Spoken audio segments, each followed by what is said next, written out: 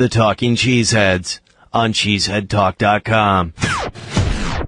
Talking Cheeseheads, cheeseheadtalk.com. We're on iTunes, so head over to iTunes, type in The Talking Cheeseheads, and you can get our continuous podcast of the whole show. We do about 30 to 40 minutes of Wisconsin sports talk every day, and you can get the whole show right there. Hey, there, ho, there, you know, there on your iPhone. It's pretty cool. I just did it. I have a whole app. They call them apps, and I can listen to the whole show. I can listen to myself for a half hour. That's really soothing. Justin Hall joined us once again here from 95.3 WSCO up in Appleton, and got the daily show up there from 2 to 5, the home stretch. And so a lot of talk has been going on, Justin, obviously, about the draft.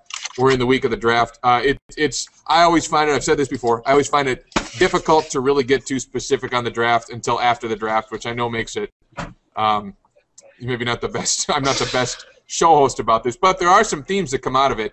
And the closer you get, I think, the better. I don't like talking about the draft in, like, February. I think that's a little ridiculous, personally.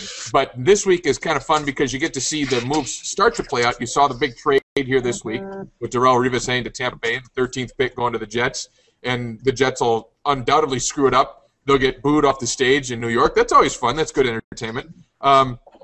And we'll see what happens. But in honor of Darrelle Revis going to the Bucs, I see you have the old school Tampa hat on. So your thoughts on Darrelle Revis, who might be washed up? That's why you got a no guaranteed money deal. But yeah, you're right. The Jets will probably screw that up. Maybe they use some ammo to try to trade up and get Geno Smith. That's looking like my big draft prediction right now is that's what's going to end up happening. But you know, you look at the draft, and by the way, when you host a 3-hour show in February when there's nothing to talk about because regular season college basketball and NBA doesn't care, you start talking about the draft. And I had a fantasy football guest on in February. I mean, that's how dry it ends up getting. But you know, you're right about the draft, and you look at it. I think the biggest thing is go back 3 years, and you got to wait 3 years for these guys to pan out. If you want to judge how good a draft class is, go back 3 years. And I did this yesterday. That's why I know this off the top of my head. But you look at Green Bay's class 3 years ago was Bulaga, Mike Neal, Morgan Burnett, Marshall Newhouse, James Starks, C.J. Wilson, and another guy in the fifth round that I'm forgetting somewhere on that list. But anyway, all 7 guys are on the roster. Andrew Corliss. All 7 guys are still on the roster. All 7 guys are still on the team. I mean, that's a pretty good draft class. So, you know, the Packers will make their pick on Thursday. Some people will love it. Some people will hate it. In all reality, we'll have no idea until we sit here and are chatting on a Tuesday in 2016. I have a business idea now.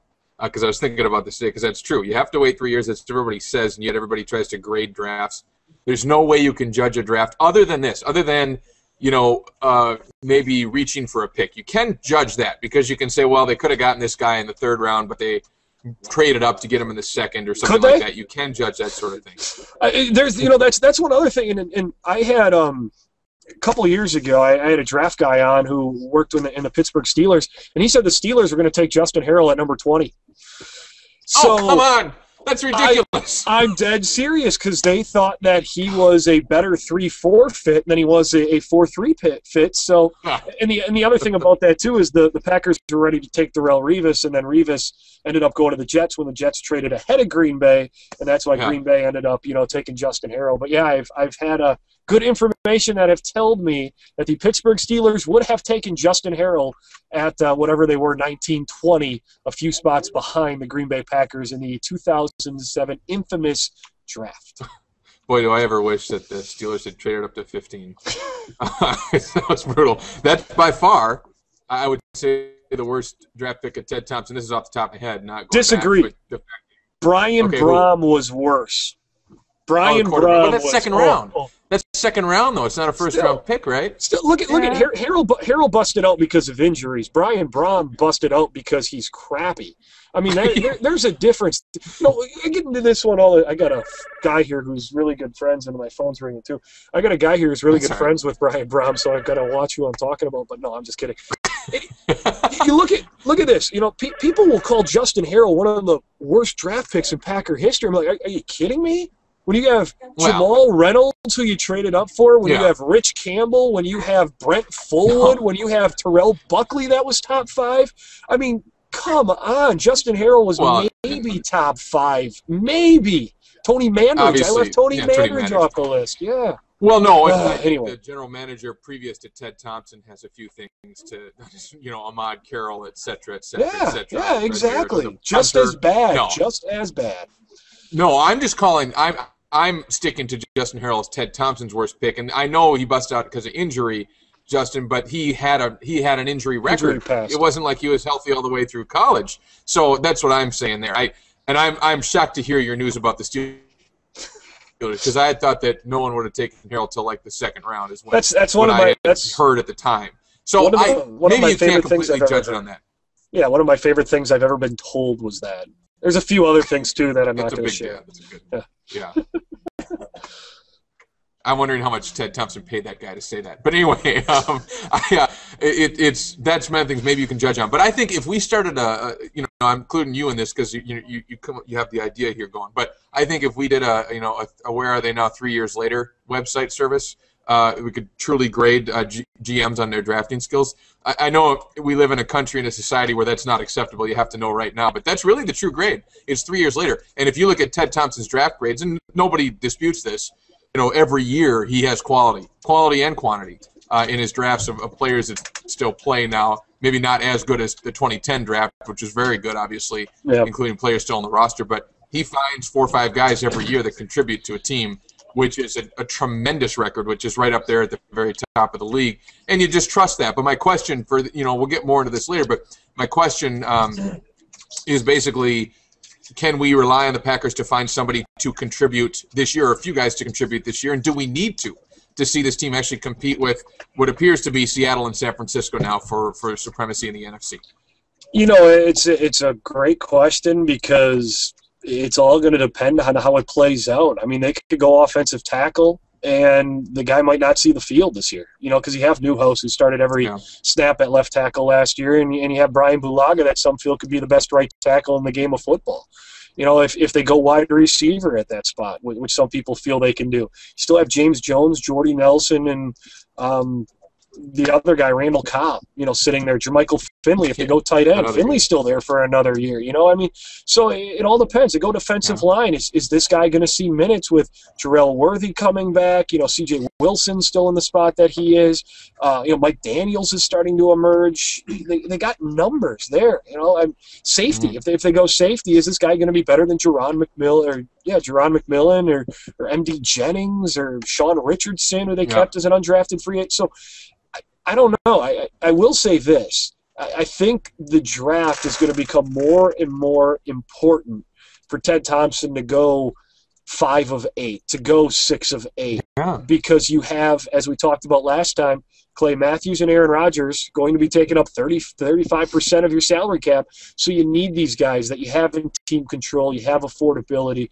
You need these guys to step in and start playing. So I don't know the player's impact. Maybe if you hit on a guy and get him like a Clay Matthews, you will see that impact. But it could be an instance of, a couple of guys, a Jordy Nelson that you have to wait 2 years before you see his end result. Jermichael Finley took a couple of years before, he got on the field and started dropping balls. So, there might be going to be a lot of patience going forward here with this draft class because it might not just be the 2013 benefit, although, in the NFL, you got windows closing. We could spend an entire hour talking about the players that they have coming up next year. I think one time I looked, potentially 10 starters are going to be free agents after this season, and that's taken out of, Matthews and Raji out of there. So you got a lot of spots you have to fill. So this draft, 3 years from now, this draft is going to be important. It sounds weird to say that, but it's the case. Yeah, it is. Just wait 3 years. We'll see. I think to your point, and we'll head out on this.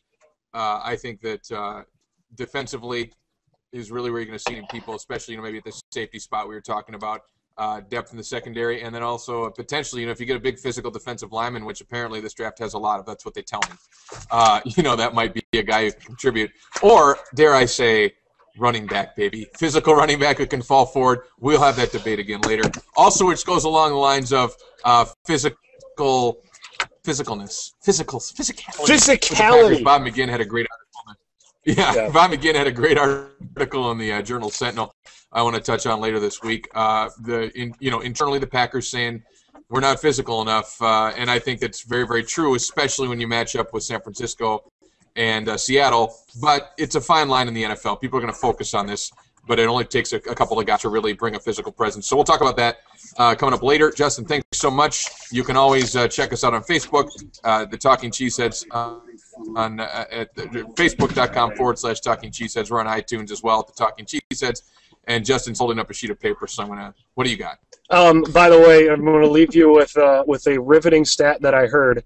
Okay, this could be the first time since 1953. Ohio State DT. Jonathan Hankins. That's my Packer prediction, by the way. This could be the first time since 1953. No Big Ten players drafted in the first round. There's some feel that could be the case. There's not a lot of high Big Ten talent. First time since 1953, but I'm saying the Packers are going to buck that by taking Jonathan Hankins, the defensive tackle out of Ohio. Jonathan Hankins. You heard it here first. He's big, I hope. Sorry, we heard it here first. Thank you so much. Okay, good. Talking Cheeseheads again on iTunes, and you can check us out at cheeseheadtalk.com. We bid adieu. Justin, we'll see you Thursday, and we'll talk to you again tomorrow on Wednesday here on the Talking Cheeseheads. Cheddar with attitude. The Talking Cheeseheads on cheeseheadtalk.com.